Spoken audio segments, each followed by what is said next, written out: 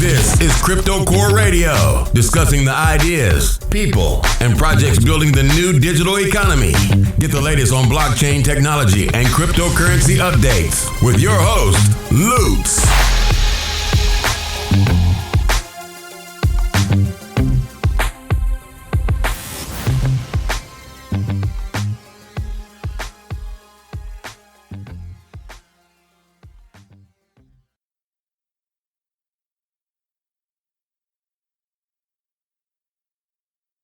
Hello and welcome to Core Radio. This is Lutz coming to you live with an interesting ICO, an interesting technology. It's not your average, chain where you just use it for spending and buying. It actually has like a whole different type of purpose behind it. It allows you to do something that it would probably cost you a lot more to do yourself, which is very cool, and this is why I decided to invite them on today. It is called Mass. I don't know if you guys heard of it. Mass.cloud is the website, and I have two of the team members on today. We were supposed to have more in the future. We were going to have more. They're going to come back on, the whole team, and you could do a full AMA. You guys could come on my TeamSpeak and talk to them directly if you like. But for today, we have two members. We have Kurt, right? And we have Yak. Hello. Clinton. AKA Clinton, but his real name is Yak. Hey guys, what's going on? Living life. Guys working your butts off in the corporate world? Of course. Oh, good, man. I used to be there. I used to do the same thing. I think Kurt had not a great day today. No, today sucked. Nah, man. Sorry to hear that, brother. But you know what? It's over, right? No, it's just getting started. Not a fun start. Now the fun stuff happens. Nah, penis. All right, so I was looking over this white paper, and I was like, this is really cool. Apparently I could set up a masternode through your coin instead of it. And setting up a masternode is really a pain in the ass. If anybody's ever done it before, it's a pain in the ass, man. You got to know Linux first of all, because if you don't, it's over. And then you got to set up a VPS. It's got to be its own separate IP address because you don't want it to be on yours. And there's a lot of complications during the install, and it's a lot of headache. And sometimes, it doesn't work properly. Syntax could do it in 5 minutes, but, somebody who doesn't know, and is used to a GUI is definitely not going to be, savvy enough to set up a masternode. So what kind of service are you guys providing for people? Any one of you can answer that. So basically how it works is Mass is a pool of other Masternode and staking coins. So, Dash, Neos, Crown is Masternode. Those are all represented inside the pool of Mass. And then somebody who doesn't know a lot about staking or Masternodes, or maybe can't afford a Masternode, like a Dash Masternode is really expensive, or a Stratus Masternode is super expensive, they can get a portion of that benefit from being part of the pool and staking with our smart contract into it.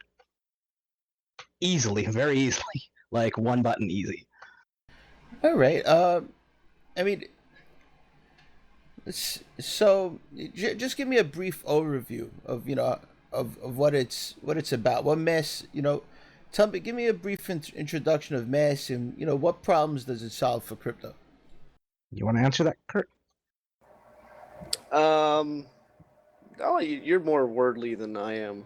I'm more technical. Well, first of all, obviously you're talking about the difficulty of setting up a masternode. You've been in Neo's coin channel probably a lot and seen so many support things, like Syntax having to deal with so many support things about like different issues with masternodes. It solves that just because our servers will be handling all of that. Like all of it's automated. Setting up of new masternodes is going to be automated. Staking is automated. All of that is just going to work for the person. From what I understand, you have an automation master on the team. Right? I would say all four of us are pretty well versed. Kurt has been doing a lot of work recently at our Yeah, it's jobs. been what I've been living the past several months. Ah, cool. I used to be surprisingly enough, I'm not just a radio show host. I used to be a network engineer, so I know you have to create scripts and put it on servers and get certain functions to automate, clearing logs, right? Stuff like that. Yeah, it's challenging, but it's also really exciting when it actually works. You push a button and everything happens all at once. It's great. And then it breaks and you don't know why. Oh, exactly. Then you go to Google, like, why is this breaking? And some guy from 4 years ago had the same issue and says, never mind, I found it, and doesn't explain what he did. It's your firewall, man. The port Usually a IBM typo. closed the port on you. The mothership made a change and they didn't tell you about it. That's normally what happens in a corporate situation. Yeah. Yeah, left foot talking to the right hand. So you have an ICO. It's on right now, right? It's live. Pre-sale. Pre-sale. Oh, ICO pre-sale. So Yeah. how is this structured? Tell me how do I get involved? You can go to mass.cloud and get the address there, or you can add it in Parity or your MyEther wallet. Basically, you just need your own wallet, not send from exchange, but you just send ETH to an address. It logs the transaction and it sets aside tokens for when the main contract is published sometime next month. But you just got to make sure you do not do it from an exchange. You do it from a personal wallet, either MyEther wallet, Parity, Mist. There's probably a few more that I'm forgetting, but those are the three popular ones. Yeah. just make Man, I haven't gotten involved in ETH, and I've been trying to stay away from it honestly, but I might have to do it just for you guys. If I had somebody else invest in Veritasium for me just because I didn't want to deal with. I got to the wallet part and I got like, what are all these questions they're asking me? This is ridiculous. It just wasn't simple. And I kind of shy away from anything that's not simple because if I can't do Parity it, makes it the pretty rest of the simple. world, can't Par- do it. Parity is awesome. The only thing about Parity is you host it yourself, so that means you need to take a few precautions on your own personal servers, or I guess your desktop, or you could set it up on like another unused computer because it's a web interface. Like so you go to a web page and that's your wallet. There's lots of I guess more web wallets like Neo's version 2 I think was a web wallet or version 1, but whatever. So yeah. Right. Um it's kind of like that. So you could technically have it on another computer, change the address it's bound to, and then just access it from any computer in your house, or you could set up a tunnel to it. You could access it from even anywhere in the world if you do that. Fairly secure too. You mentioned Neos. I just interviewed Neos.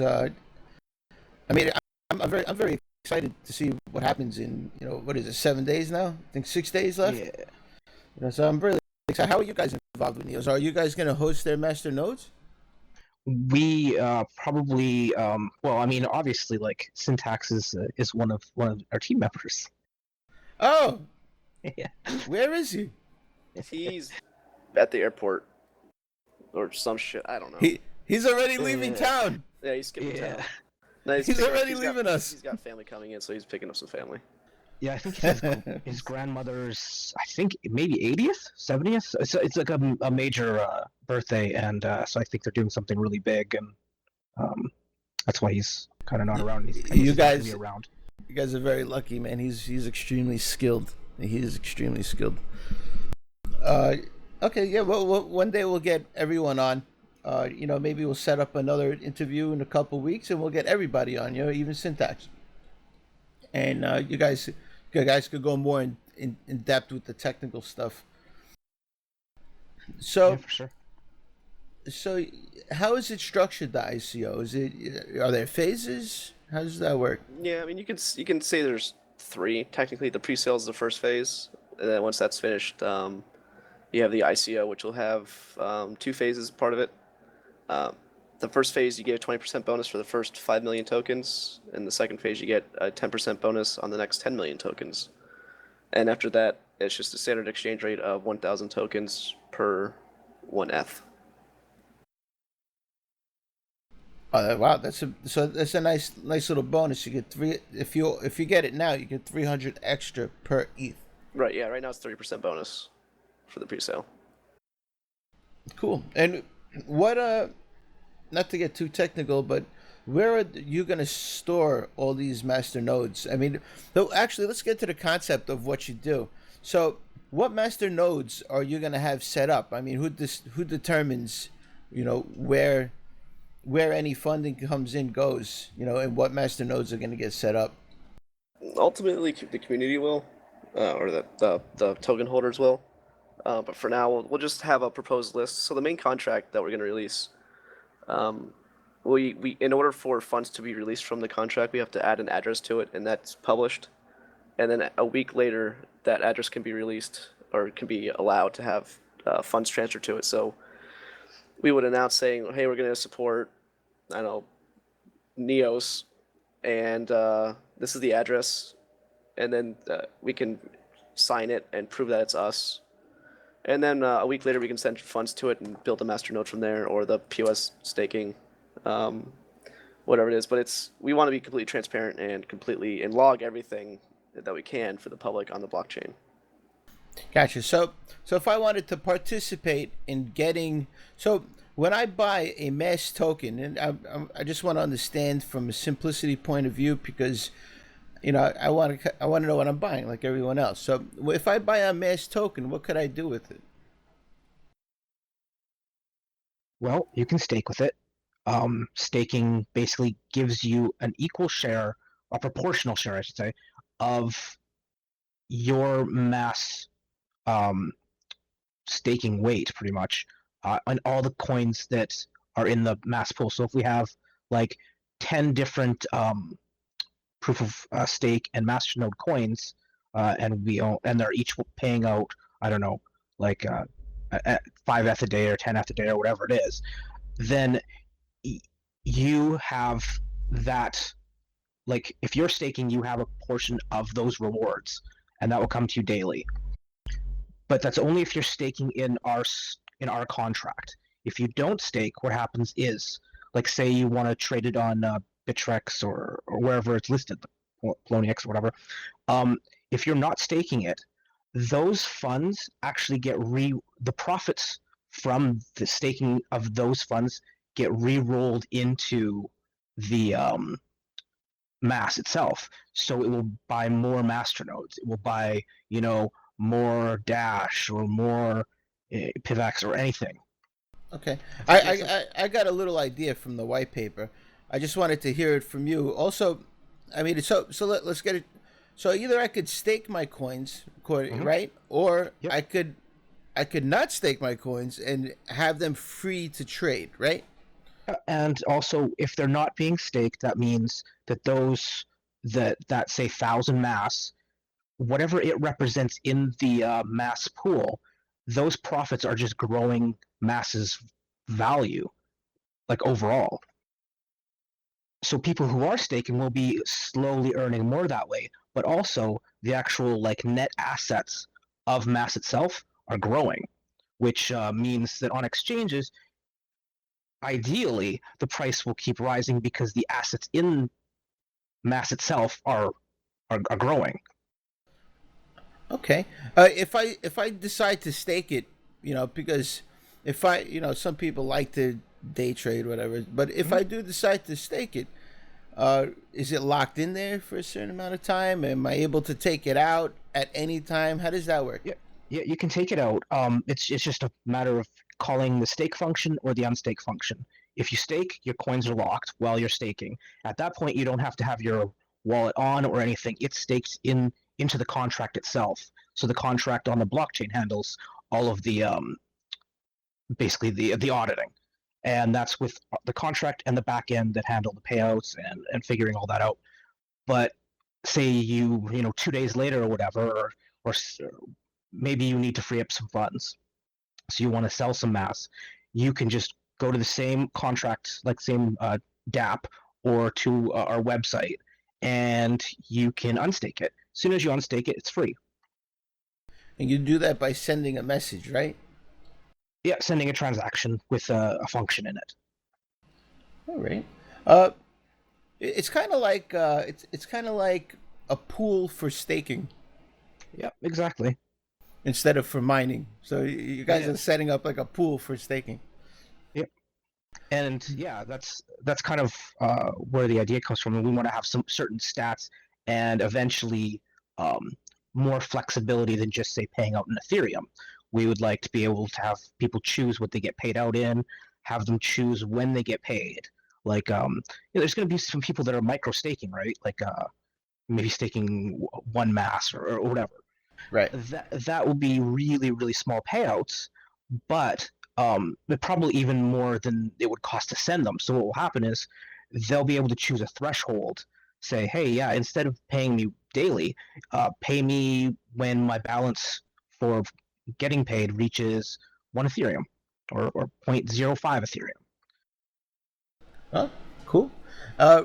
So you guys deal with master nodes. How about like regular staking coins? How does like are you able to do the same like Yep. you know what I'm saying? Like I know you guys get profit from all the master nodes you set up, and that profit gets divvied up into the crowd. But how about like proof of stake coins that Yep. don't have master nodes? How does that work? It's exactly the same way. We'll be setting up just wallets that are staking, and those wallets, all the addresses to those wallets, all the addresses to the masternodes, all the earnings of masternodes, and the amount of funds in them, all is going to be published on the blockchain as well. So people will be able to see on our website, but they'll also be able to see on the blockchain themselves. So if they want to query it on the blockchain, they can do it through a contract, or if they want to query it through our API that we'll have, they can do it as well. So I'm hoping people will make some nice, interfaces that maybe we don't have, or if we're missing a feature, the community will be able to build onto it to offer some more cool stuff. Gotcha.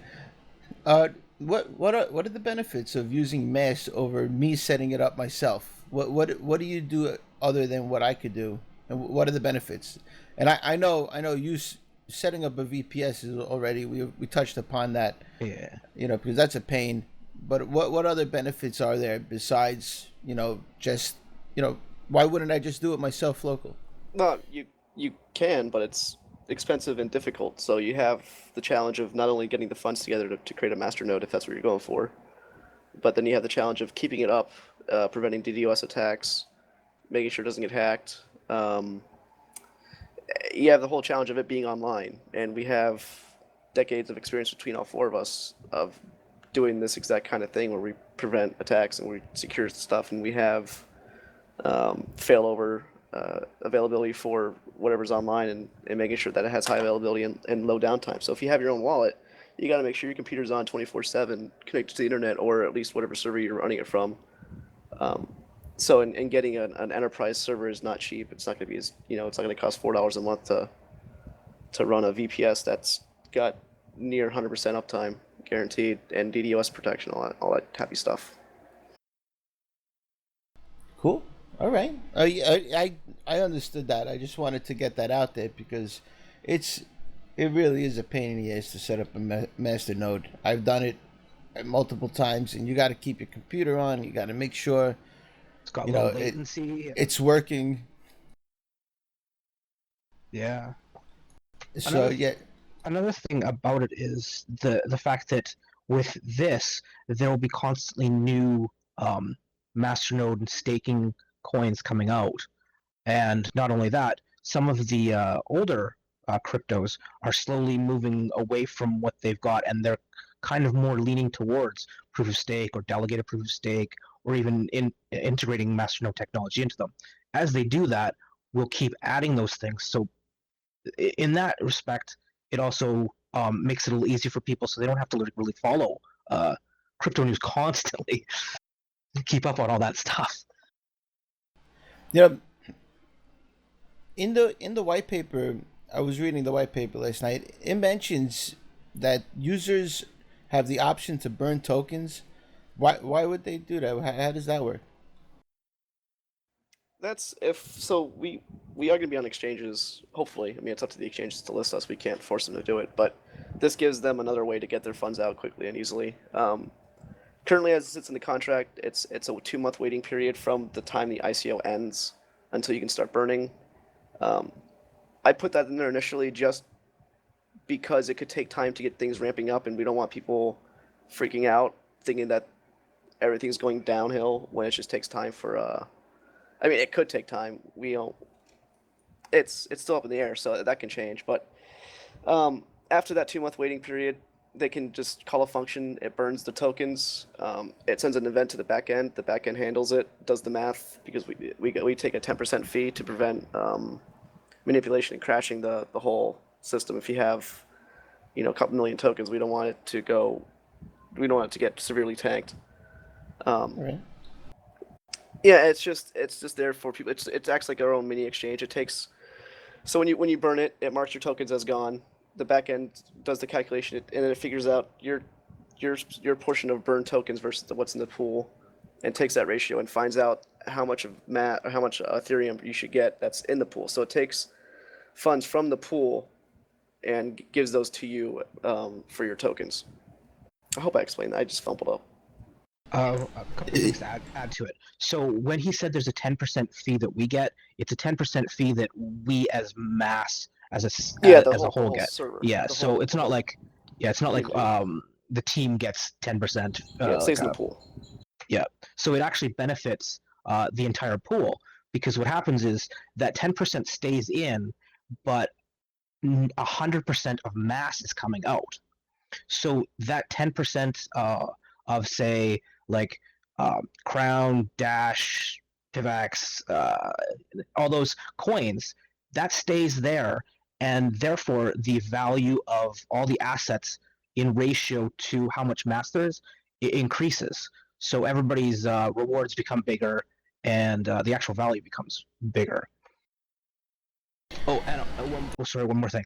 And when he was saying that things take time and we don't want people to panic if things don't, are taking time, he doesn't mean like the actual he doesn't mean the design of the project. He means more like we don't really want to manipulate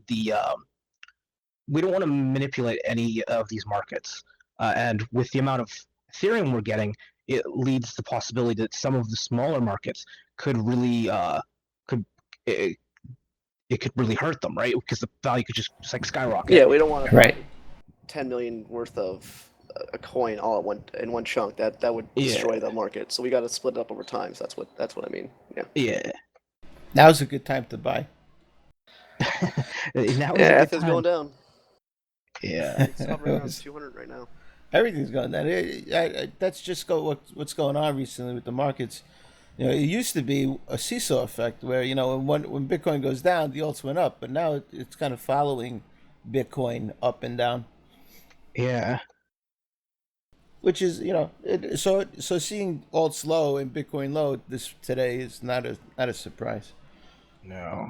And I mean, come the weekend, it's usually lower anyway. But this has been a bit of a slump. Where do you guys think Bitcoin's going to go from here? My opinion of Bitcoin is I think that eventually Ethereum or another smart contract type coin, or whatever you want to call it, is going to just cannibalize it. I think Bitcoin's great for what it was and like what it meant, but I think that the developers, the way they're fighting right now, isn't the way that a group of people who are working towards the same ultimate goal should be. The acting. blockchain technology has evolved way past what Bitcoin can handle. Well, maybe. Are you guys in favor of SegWit?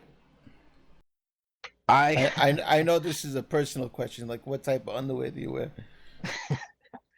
I personally, I think that I'm not a huge fan of SegWit itself, but I understand why.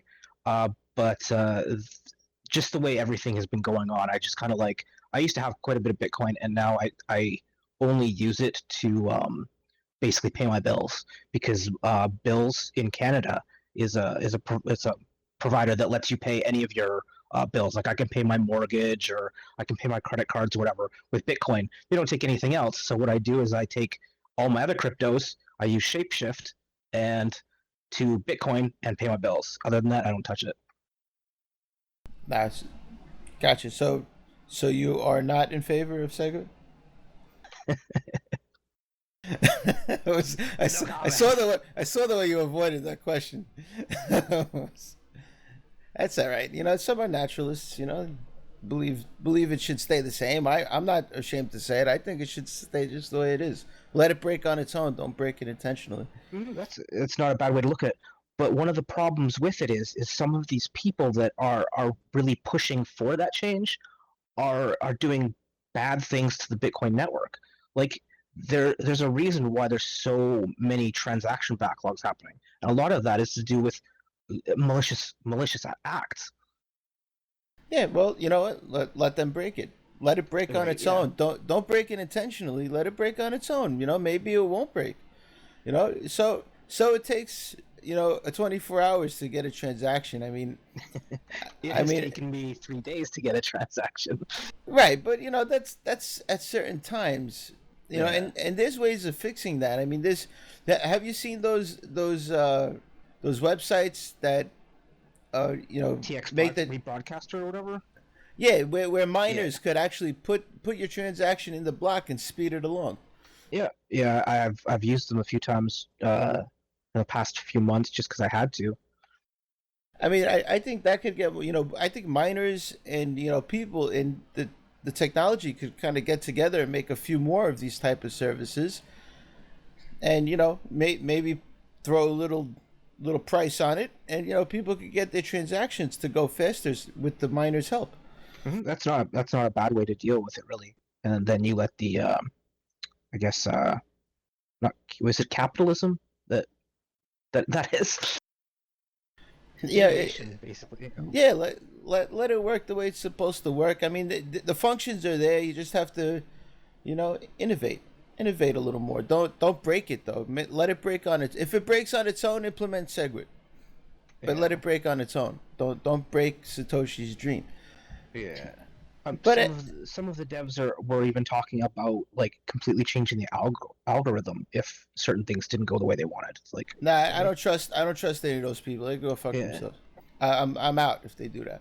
yeah, exactly. I will sell it all tomorrow, and maybe buy an island. Who knows? Uh, so tell me about this kill switch. What's that about? I read that there's a kill switch in the white paper. Yeah, so the dead man switch. So basically, what we want is pretty much all four of us come from a background that uh, we've been like insecurity related or even like more darker things back like a long time ago, and so we have a lot of experience with things that can go wrong and things that shady people can do. And in this specific instance with a kill switch, um, what it means is, or a dead man switch, is we wanted to monitor the servers. And if for whatever reason the server bills aren't paid or something isn't right, what will happen is it will actually begin liquidating the funds and sending everything back to the mass people. So there's not a worry of basically them. It's more assurance for them if something just bad was to happen to us, for Yeah, example, or if all four of us died in the plane crash, this would yeah, eventually kick in and clear out the funds and give the people that are the share their pullback. Hey, don't laugh, man. That happened to La Bamba. right, yeah, exactly. So I mean, hopefully it will not happen. Hopefully one day this do so well that it, we won't have to like have like yacht jousting tournaments when everybody like that has one mass is worth like a Lamborghini. But I think that putting those safety mechanisms into place is really important, and I don't see a lot of other people doing it. And I don't know if it's they just don't think about it, or they or what.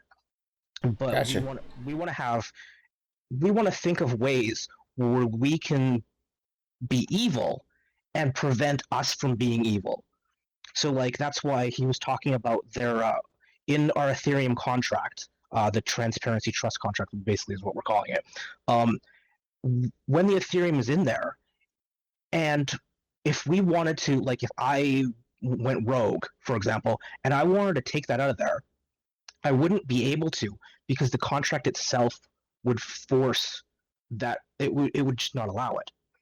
And so when we make a when we add a new exchange address, so like we want to send to Bittrex to start trading, that address gets posted to the contract, and it instantly locks all of the coins, like all of the Ethereum, so we can't do anything with it. So people have a week to validate that address, and if they don't like what they're seeing, well, they can get out. You know what I mean? Like they have time. Okay. And You know, some of us wish some exchanges had that feature. yeah. Well, all exchanges should probably let you own your own private keys.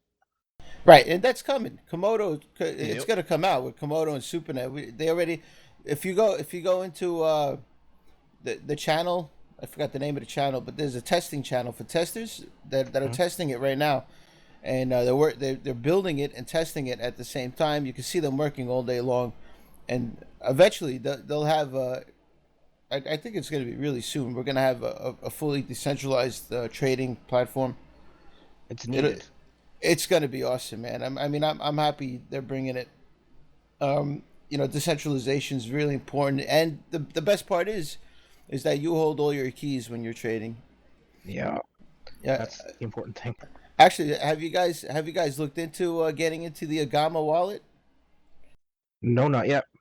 It's simple, man. I mean, if you guys have a good developer on the team, it's all open source. Just go, look for it on GitHub, and you could do the changes yourself and put yourself inside the wallet. It has Ethereum already or no? Not sure, Because if but it has Ethereum, then it depends if it supports ERC20 tokens. If it does, then it'd be easy. it might be difficult then. But take a look at it. I mean, it's really cool to be a part of it because then people could use your token also to gamble on Pangea and trade on Instant Dex, Cool. which is now being called Barter Dex. They renamed it. So yeah, I mean, I think it's going to be awesome. It's one of, aside from Neos, it's one of the things I'm waiting for. Uh, so tell me how the wallet's going to work. I mean, do I get a wallet, or is it going to be all through the Ether wallet? Just through Ethereum. There's no need for like a standard, like a new wallet. But one of the things that we do have is a thing called a DApp. I don't know if that's an Ethereum specific term, but it just stands for distributed application. And what that is all of the it's JavaScript and so HTML, and all of the logic goes interfaces with the contract. So it's like a really easy way for somebody to interface with an Ethereum contract, which typically is a little difficult because you have to like paste in a bunch of JSON code and stuff like that. So it's kind of a little messy right now for certain contracts.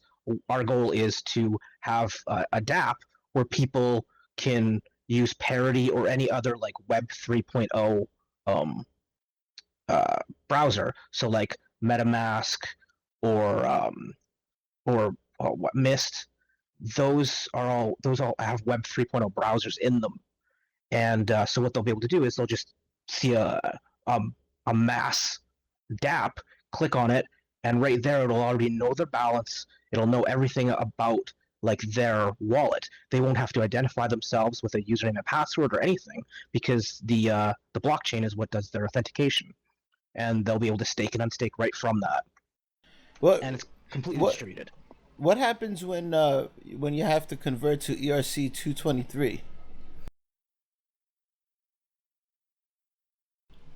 Will that be? Have you thought about like future changes you'll have to do with the blockchain? Um, I haven't really. I've been so involved with everything else. I haven't had a chance to look at the 223 yet. But because of the way we're coding the contract now, it's going to be pretty extensible. The only thing that really the main contract that we have for the ICO is just there for bookkeeping on the addresses and who owns what tokens. So we can go from there and extend it out to a new token type and just import the addresses and decommission the old contract if we have to. Gotcha. Like transferring to a new token. Yeah, I I, I want to mention it just because Komodo, if something happens to the Komodo blockchain, uh, all the assets, all the coins, the tokens involved, they're not connected to the blockchain, which is why I like it. If it breaks, everything's okay because they're all separate chains. They're just working with Komodo, unlike Waves or NXT, where if the NXT breaks, every single token involved is broken also. So any change that needs to be made, it's made only on your end on Komodo, not it doesn't have to be made for everybody. I don't know if that makes any sense, but everything's separate, so if you make a change, it doesn't affect Komodo and vice versa. So Yeah. I mean, and they're gonna have smart contracts too. So Yeah, check it out. We aren't married to Ethereum. That is one thing. Like, if something bad were to happen to Ethereum, we can always use another smart contract technology for this. Cool. So we talked about the wallet. Tell me about this voting system that's coming out that you'll have later on, I guess. Yeah, so the voting is we're gonna let token holders vote to where they want to stake their tokens rather. So if they have a coin in particular that they want to support, they can. Well, it's two parts. So they can vote or they can choose where they stake their coins or tokens. God, I keep getting messed up. Or they can, vote on new coins to support. So, say a new coin came out in the next 6 months, and we was like, hey, do you guys want to support this? And we can put on the contract and let them vote for it. And if it goes through, then it goes through. If not, then we move on. It's just putting the power to the people rather than having us dictate everything. All right, very, very cool. What is meant by partial staking? I read that in the white paper. What's a partial stake? That's just staking part of your total mass. Gotcha. So staking all or none. It can be some or none. I had a thought during this interview. You guys are gonna do masternodes and you're gonna do proof of stake. How about like file storage coins, like Storage and Saya, and like technically those are kind of like something where you could just collect it and it makes money for itself, right? Yeah. And then you could distribute that. Yeah, for sure. Like all of those other different different consensus mechanisms or different governance methods, those are coins that we definitely want to look at. And yeah, just like storage and things like that. It's right up our alley because we have these servers that are already doing stuff. We can just it's not hard to automate that stuff once it's all the same things to us. Right. And I'm interested in like Filecoin coming out. That's going to be awesome. I think it's going to be awesome. Let's hope so. I bought a crap ton of hard drives for that. All right. Let's see here. Let me see if I touched upon everything here. So, are you guys going to have a third party, holding your ICO stake, or is it going to be all through smart contract? All through smart contracts. Right. And we trust the contracts more than we can trust anybody else. No, it's true. Yeah, I mean, technically, even a third party, you have to trust that guy Yep. instead of the guy you're giving the money to directly. So technically, you got to put your trust in something, and it's Yeah. better to be something that's automated. So I agree. Once that's easily available to more people, you'll see that you won't need any more, any more people to do that function. For sure. There's actually a couple projects coming out around in the next little while that are all about making smart contracts a little bit easier for people to just kind of just deploy the simple ones. In the white paper, it says to prevent Ethereum transactions to unapproved addresses. How are you going to do that? So what happened? I guess actually, Kurt, you can answer. I'm sorry, I was reading. What was that? Let's get technical. What was the question? I'm sorry, I was reading something. The white paper says you're going to prevent Ethereum transactions to unapproved addresses. How are you going to accomplish this? Yeah, that's what we were talking about before with the 1 week waiting period. So we announce an address. The address initially gets set into an array as locked, and then we call a function. We can call a function whenever we want, but it checks to see if a week has been passed since it's been added. So it uses the block time to keep track of when addresses were added and when they can be unlocked. So because the smart contracts holding all the funds, by making that 1 week waiting period, we ensure that we can't just add an address really quick and send it to wherever we want. What coins are you accepting at the moment? What masternodes? What do you have right now that's tangible and ready to fire up and go? Like what? When I invest in something, I want to know what's if they have one of those something tangible, something ready to go, or an actual product. You know what I mean? What's ready to go? By the time the ICO starts, everything 100% is ready to go. Like we don't have like a long-term roadmap saying, hey, yeah, in 5 months this is going to work. It's going to be it works before the ICO begins. And 1 week after the ICO ends is when everything basically starts. Obviously, we're going to have more features and stuff along the way, but the basic staking, unstaking, burning, all that stuff is all going to be done before the ICO. Gotcha. All right, man. I'm going to I have some questions from the audience that I've been holding off on, so we're going to get to those now. You guys ready? Because it's not as mainstream and white paper-ish as mine. Okay. And so this guy says. Also, it sounds like you guarantee that people will make their money back, at least with bonus on top. What is that? What is that? The true story? I guess he's not. Doesn't speak English very well. I'm trying to make out what he's saying. Can you buy mass when sending ETH from an exchange? No, do not send from an exchange, or else you have to deal with exchange support. The problem with exchanges are, like we were talking about, you don't own your private keys, so you don't control those addresses. You need to control those addresses in order to use mass. All right, we had one person earlier contact us about that because they sent, thankfully, like only a few dollars from Coinbase to it, and there's nothing that can be done. Right. That's all from Coinbase. And that's the problem with them holding the keys, like we said earlier. So same thing in Komodo. You have to hold your own keys to reap all the benefits. You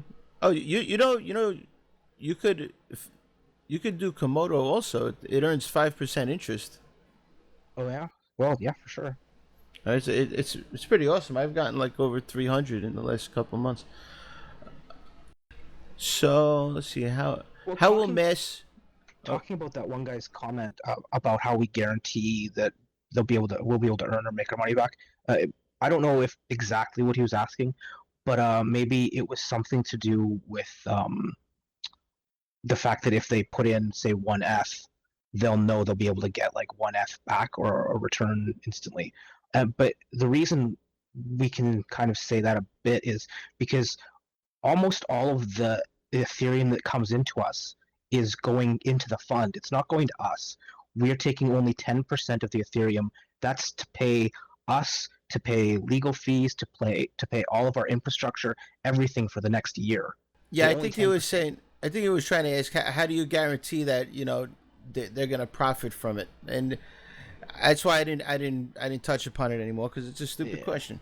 Yeah, we It's a can't. stupid question. When I invest in you guys, I know there's a possibility that you could be a scam. I know there's a possibility that I'm not going to make my money back. I know there's a possibility that the devs could run for the hills at any moment. I mean, I know there's a possibility it might break. It could get hacked.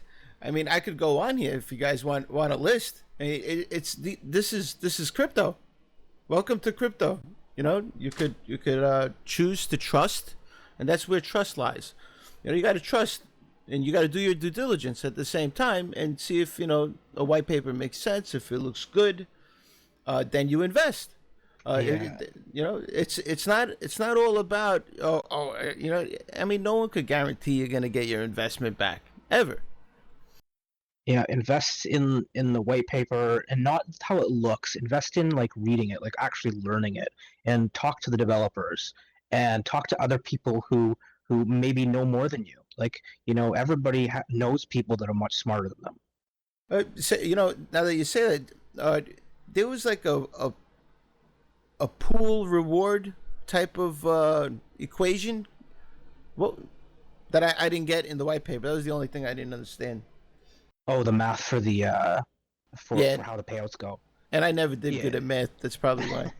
Yeah, I mean, it's just so that we calculate the rewards based on your total mass that's staked versus the total amount in the pool. Because even unstaked tokens get a reward; they just go back in the pool instead of going to the address. And then we also compare that to the number of blocks that you've been staked since the last payout. So we wanted to prevent the reason we check against blocks is we don't want people to stake the second before we do a payout. I mean, it really probably doesn't really matter in the grand scheme of things, but it's just to be fair to everybody else that have been staking.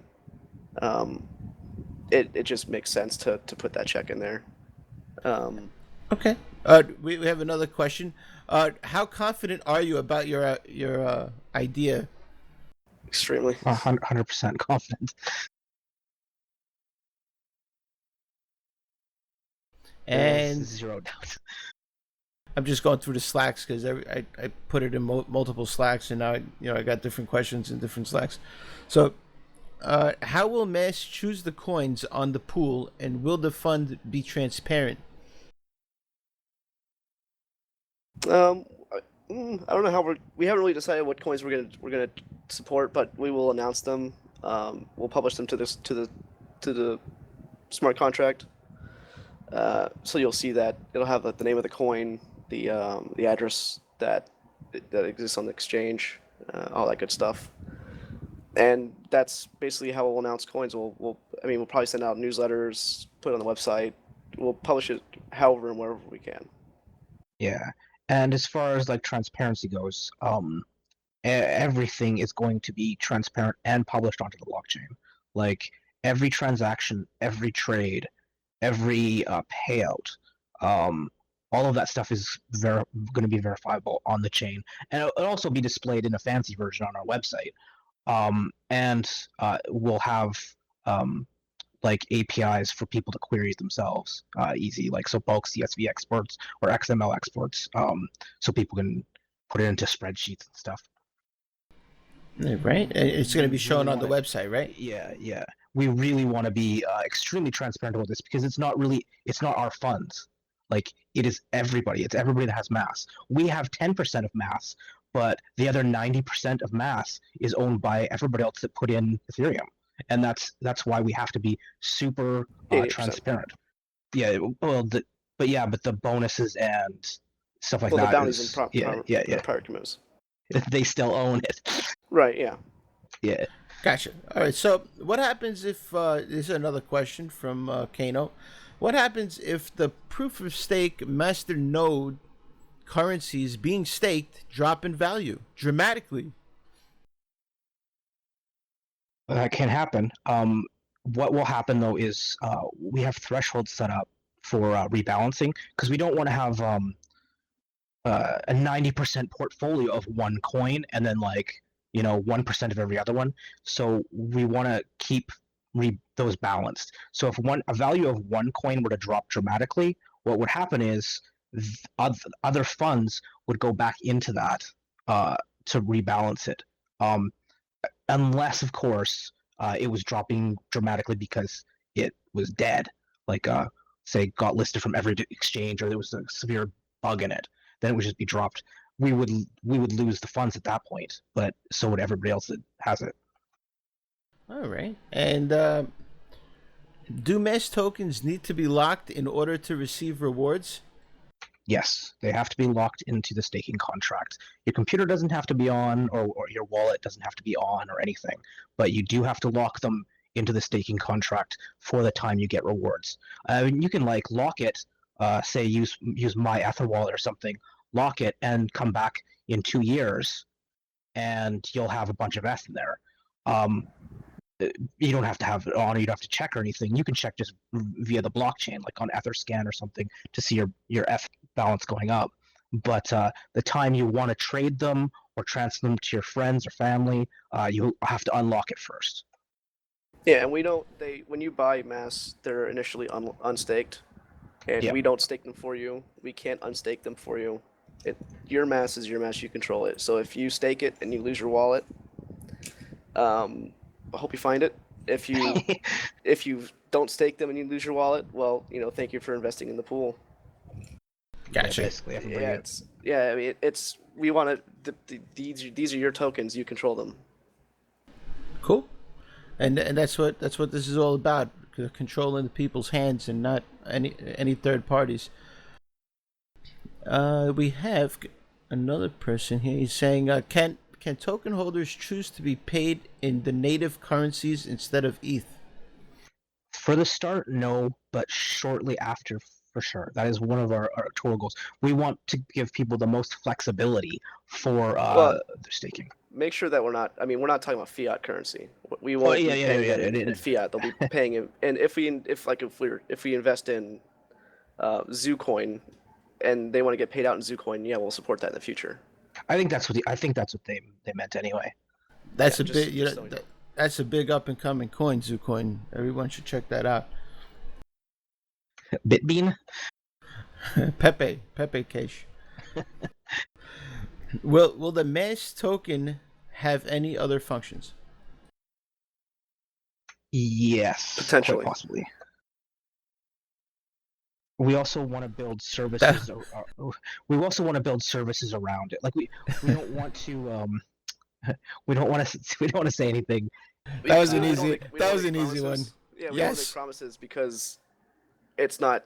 It's still in the planning phases. So we have ideas, we have things we want to do, but we don't want to make any promises saying that, oh yeah, we're gonna have this great thing. We're gonna be the next Pied Piper. No, we don't want to. Possibly is the answer. That's funny. Yes, the answer is yes, possibly. When and how does the exchange between the native POS, MN, Masternodes, currencies, and ETH happen? Daily. To start. It will happen possibly more frequently or less frequently based on how it pans out in the first few months. If it's too expensive to send out 200,000 addresses in bulk, then we'll obviously change it so it's daily or buy once every 2 days, once every 3 days, that kind of thing. We're gonna obviously it'll be announced, everything will be public. We'll make sure you're happy with it. We want people to get their investments back. We want people to get what they deserve. Yeah, and we don't know yet. I have some theories. Everybody else has some theories about how much MAS is going to be staked versus how much MAS is going to be traded. And we don't know how. So far, we've gotten quite a few people that are sending little amounts of ETH, 0.001, for example. That's getting 1 MAS or 10 MAS or something. They're staking. If there's thousands and thousands of those, that's going to be thousands and thousands of little payouts that won't really be that great. So at that point, it's better to push the paybacks weighing them from convenience to waste, pretty much. Yeah, obviously, if the Okay. payout's less than the gas, then we're gonna figure something else out. Gotcha. What? This might be the last question. Why use the Ethereum blockchain? He's still typing. Why use the Ethereum blockchain and not something like Waves? It looks like somebody owns some Waves out there. Waves is cool, but Ethereum, in my opinion, is just a bit more like long in the tooth. Like it's been a bit more it's been around a bit, and there are a lot more developers for Ethereum at the moment. I'll answer that for you. It's because it has smart contracts and they work. I mean, right? What else out there has smart contracts working right now? Nothing, right? Well, the thing is, like, even if we are using Ethereum right now, in 2 years, say Waves like surpasses Ethereum in the amount of developer support, the community, everything like that, we can switch if it's got the same smart contract of like compatibility or even better, or if something does come along that's it's just better, we're not attached to it. Right, and you said that earlier. Yeah. I mean, there's that cool one that's supposed to be coming out, modular smart contracts. I think it's called Honda. Oh no, it's called Civic. Yeah, Civic. I'm thinking of the car. So that's what I think of whenever I hear it. I see it. I see it. Honda Civic.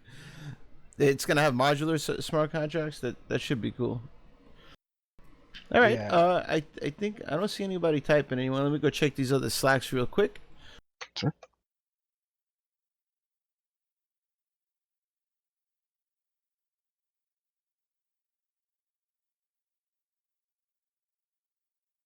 All right, yeah, looks good. All right, guys. We did it. We didn't really announce that this was going to go live till like 15 minutes before, and we had 40 listeners. So that's pretty good for cool. a show that wasn't announced at all, basically. It's going to be on SoundCloud tonight. Okay, I'll send out the link. I'll put it through social media. You guys can send it out from there. Nice, thanks. You guys, what's the website people should go to find out more about the Mass Cloud? Mass.cloud. Mass.cloud. And if somebody wants to do business with you, is there an email address? Yeah, they can contact admin@mass.cloud. And that goes to all of us. So. All right.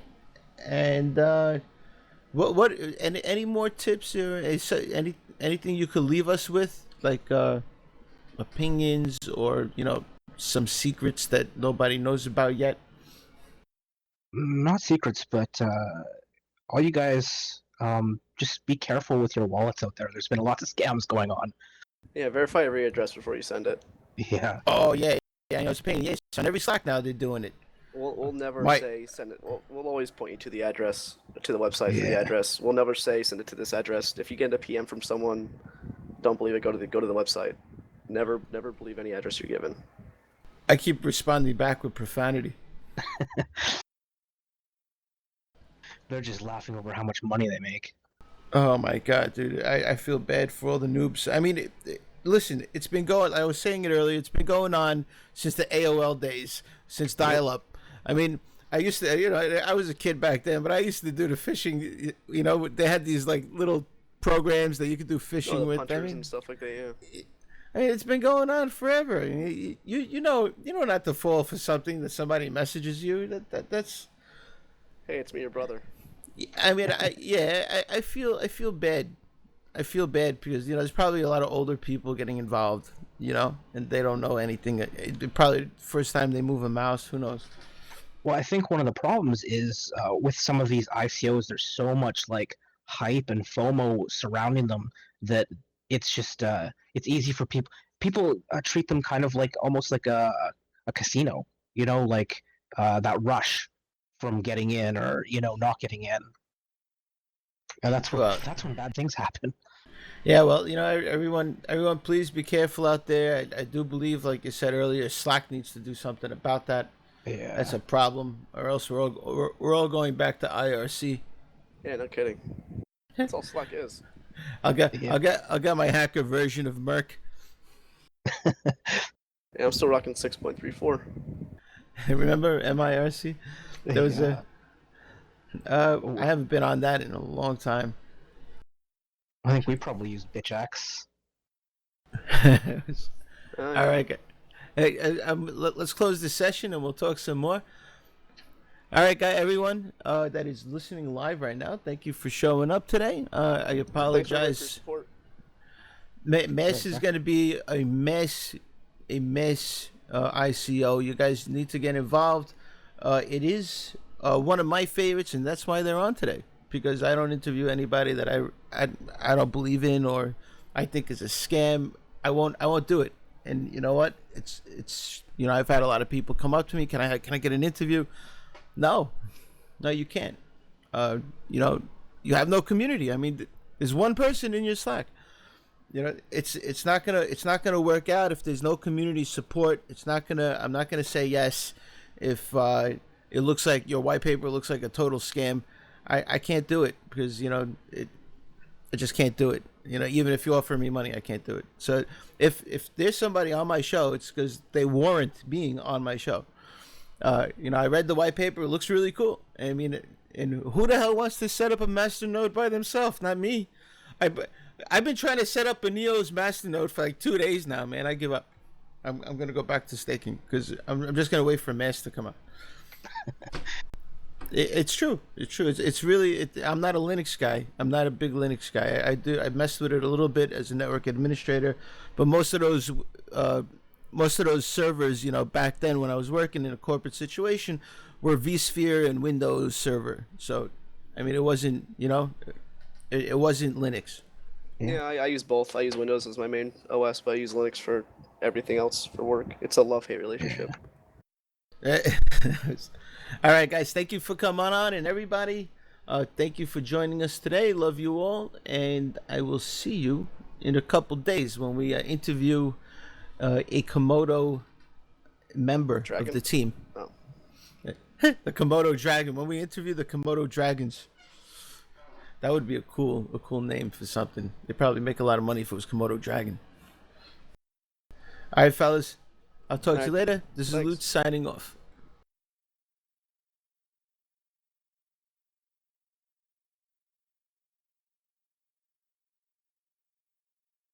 All right, we're no longer live. Yo. User in your channel stopped recording. Just going to stop the recording here.